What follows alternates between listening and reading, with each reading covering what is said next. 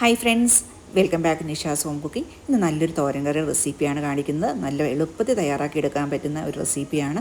അതിനുവേണ്ടി വെണ്ടയ്ക്ക എടുത്തിട്ടുണ്ട്. അത് നല്ലപോലെ കഴുകി വെള്ളമൊക്കെ തുടച്ച് തോർത്തി എടുത്തിരിക്കുകയാണ്. നല്ലതായിട്ട് ചെറുതായിട്ട് അരിഞ്ഞ് കുറച്ച് സവോളയും കൂടി ഇതുപോലെ ചെറുതായിട്ട് അരിഞ്ഞിട്ടുണ്ട്. ഇനി നമുക്ക് ആദ്യം സവോളയൊന്ന് വഴറ്റിയെടുക്കാം. അപ്പോൾ അതിനുവേണ്ടി സവോള ഇട്ട് കൊടുത്തിട്ടുണ്ട്. ആവശ്യത്തിന് ഉപ്പും കൂടി ചേർത്ത് പെട്ടെന്ന് വഴന്ന് കിട്ടും അങ്ങനെ ഇടുമ്പോഴത്തേക്കും.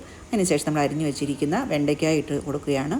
പച്ചമുളക് ചേർക്കേണ്ടവർക്ക് ഈ സമയത്ത് 1-2 പച്ചമുളകും കൂടി ചേർക്കാം കേട്ടോ. അതിനുശേഷം ഞാൻ കുറച്ച് മുളക് പൊടിയും മഞ്ഞൾപ്പൊടിയും കൂടി ചേർത്ത് കൊടുത്തിട്ടുണ്ട്. ഇപ്പം തക്കാളിയും വെണ്ടയ്ക്കയും ഒക്കെ നല്ലപോലെ വഴന്ന് വന്നിട്ടുണ്ട്. ഈ സമയത്ത് നമുക്ക് ഇതിനകത്തോട്ട് കുറച്ച് ചിരകിയ തേങ്ങ കൂടി ചേർത്തൊക്കെ 1 പിടി തേങ്ങയാണ് ചേർത്ത് കൊടുക്കുന്നത്. ഏകദേശം 2 ടേബിൾ സ്പൂൺ ഉണ്ട്. അതും കൂടി ഒന്നിട്ട് നല്ലപോലെ മിക്സിയായി എല്ലാം കൂടി യോജിച്ച് വരുന്ന സമയത്ത് ഇതിനകത്തോട്ട് 2 മുട്ടയാണ് ചേർത്ത് കൊടുക്കുന്നത്. ഈ മുട്ടയും കൂടി ചേർത്തതിന് ശേഷം ഇനി നല്ലപോലെ ഒന്ന് ചിക്കി പൊരിച്ച് തോർത്തി എടുത്ത് വരണം.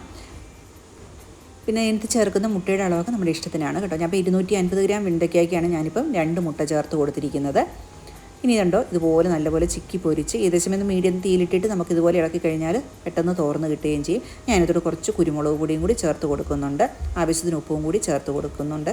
കാരണം നമ്മൾ ആദ്യം സവോള വഴറ്റിയപ്പോഴാണ് ഉപ്പ് ചേർത്തത്. അതിനുശേഷം കുറച്ച് മുട്ടയുടെയും പാകത്തിനുള്ള ഉപ്പും കൂടിയാണ് ചേർത്ത് കൊടുത്തിരിക്കുന്നത്. കണ്ട ഈ രീതിയിൽ നല്ലപോലെ തോർന്ന് കിട്ടിയിട്ടുണ്ട്. പെട്ടെന്ന് തയ്യാറാക്കി എടുക്കാൻ പറ്റുന്ന ഈസി ആയിട്ടുള്ളൊരു തോരൻ കറിയാണ്. ഇത് നമുക്ക് ചോറിനും ചപ്പാത്തിക്കും ഒക്കെ ഉപയോഗിക്കാൻ പറ്റും. ഞാനിപ്പോൾ അതിന് ശേഷം കുറച്ച് വെളിച്ചെണ്ണ ഇതുപോലെ ഒന്ന് സ്പ്രേ ചെയ്തതിന് ശേഷം നല്ല ഫ്രഷ് കറിവേപ്പിലയും കൂടി ഇട്ട് കൊടുത്തിട്ടുണ്ട്.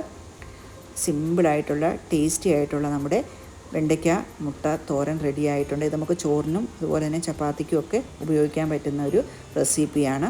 പിന്നെ ശ്രദ്ധിക്കേണ്ട ഒറ്റ കാര്യം എന്ന് വെച്ച് കഴിഞ്ഞാൽ നമ്മൾ വെണ്ടയ്ക്ക എടുക്കുമ്പോഴത്തേക്കും എപ്പോഴും അത് നല്ലപോലെ ഡ്രൈ ആയിട്ട് അതിൻ്റെ വെള്ളമൊക്കെ പോയി എടുക്കണം. അല്ലെങ്കിൽ നമ്മൾ വെണ്ടയ്ക്ക വെള്ളത്തോടു കൂടിയാണ് ഉപയോഗിക്കുന്നതെങ്കിൽ കുറച്ച് കുഴഞ്ഞു പോകാനുള്ള സാധ്യതയുണ്ട്. അപ്പോൾ നമ്മുടെ സിമ്പിളായിട്ടുള്ള ഈ വെണ്ടയ്ക്ക തോരൻ നിങ്ങൾക്ക് ഇഷ്ടപ്പെട്ടു എന്ന് വിചാരിക്കുന്നു. Thank you for watching. Next video ആയിട്ട് വരുന്നവരെ എല്ലാവർക്കും ബൈ.